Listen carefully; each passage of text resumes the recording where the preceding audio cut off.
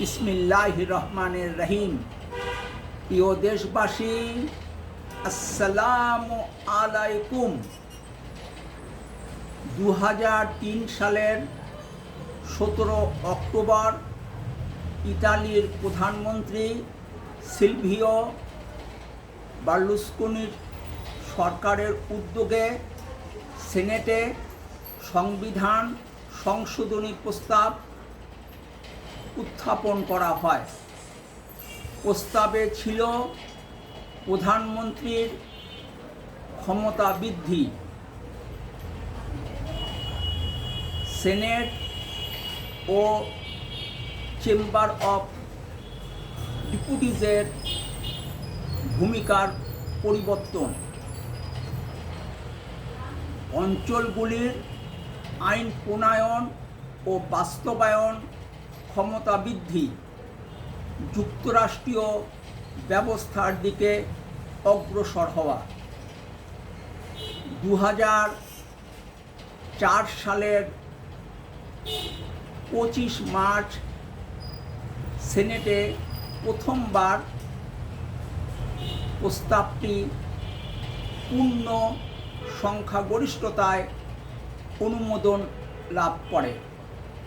2004 সালের 15 October chamber of ডেপুটিজের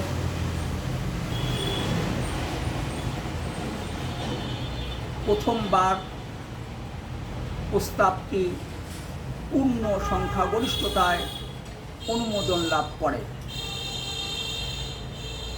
2005 সালের 23 March সেনেটে দ্বিতীয়বার প্রস্তাবটি নিরঙ্কুশ সংখ্যাগরিষ্ঠতায় অনুমোদন লাভ করে।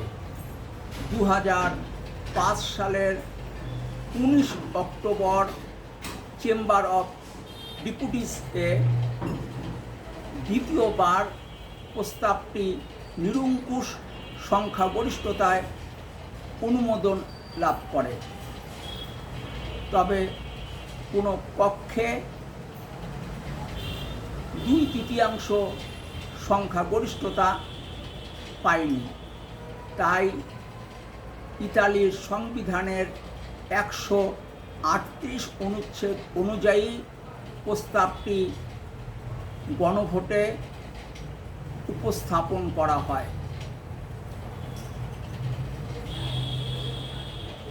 2006 সালের 28 এপ্রিল ইতালির প্রেসিডেন্ট কার্লো আজিলিও চাম্পি গণভোটের জন্য ডিক্রি জারি করে।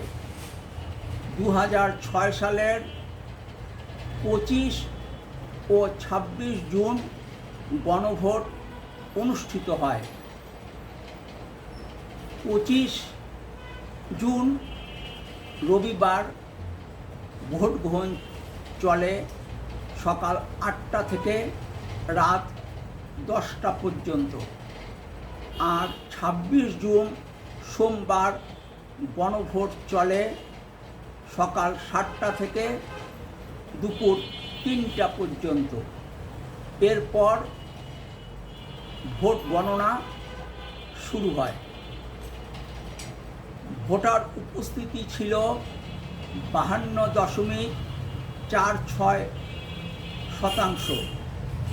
প্রস্তাবের পক্ষে ভোট পড়ে 38.71%, আর প্রস্তাবের বিপক্ষে ভোট পড়ে 61.29%।